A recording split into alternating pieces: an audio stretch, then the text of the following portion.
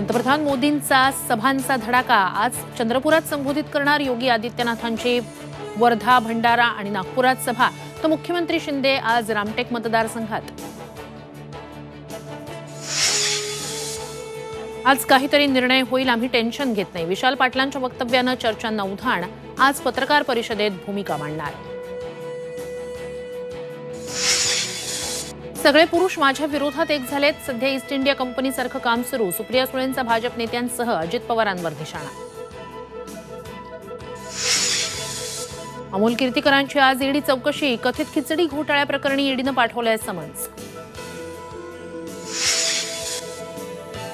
नागपुरातल्या मानकापुरात बेदरकार ट्रकचा थरार. 10 गाड्यांना उडवलं, 12 जण जखमी. जेजुरी गडावर सोमवती अमावस्या यात्रा, करहा स्नान सोहळा पार पडणार.